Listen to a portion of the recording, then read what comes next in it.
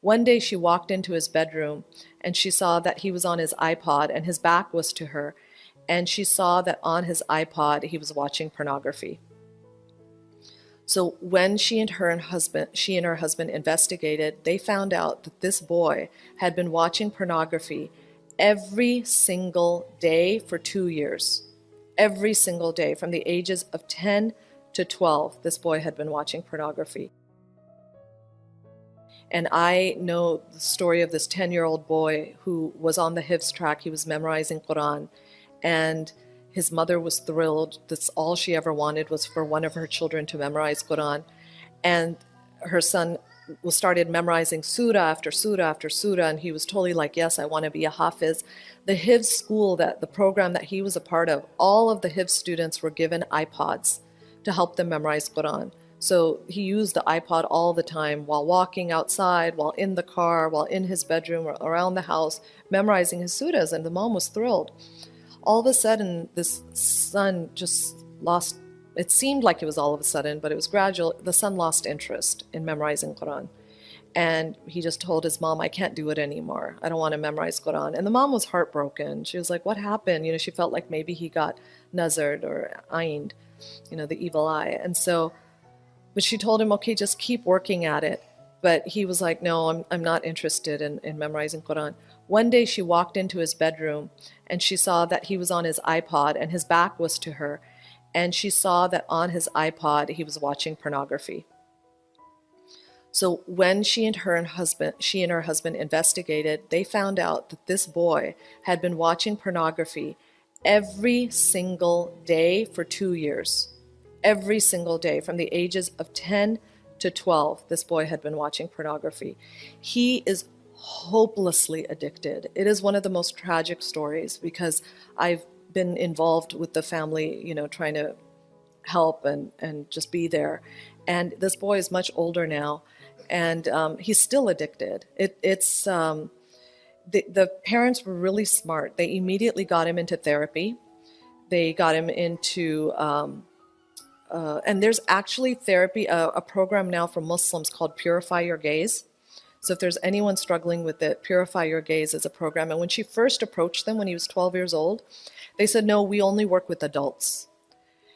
And inshallah, your son will be fine, whatever. And so years went by, he's not fine. And all sorts of problems come about from it. This boy has been suicidal, because there's so many times he's tried to quit pornography and he has not been able to, and he keeps going back to it.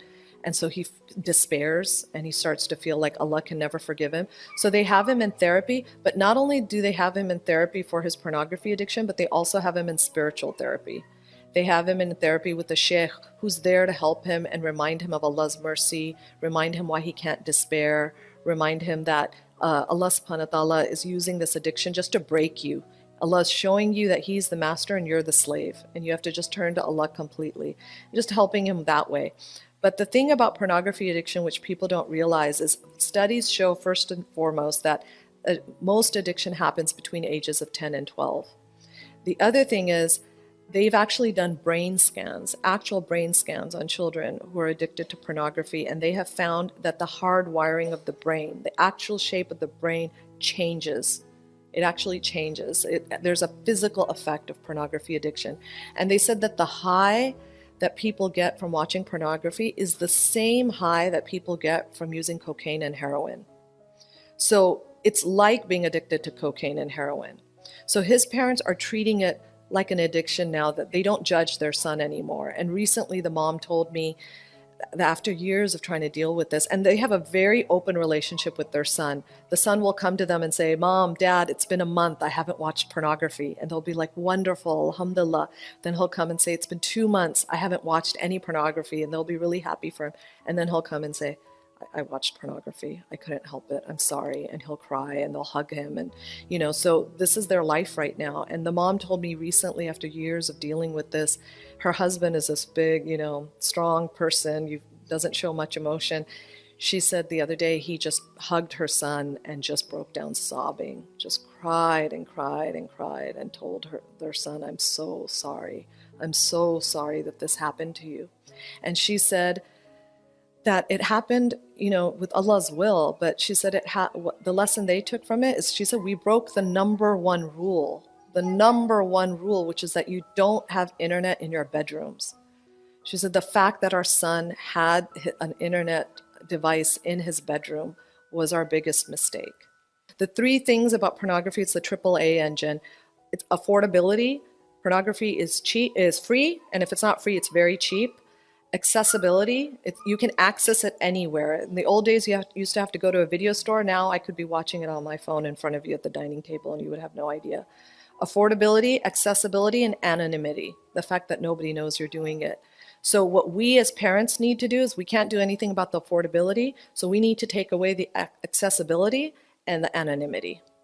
Along with warning about pornography addictions, you have to also teach your kids how to do tawbah. They need to know how they can turn to Allah subhanahu wa ta'ala if they mess up, so that they don't despair.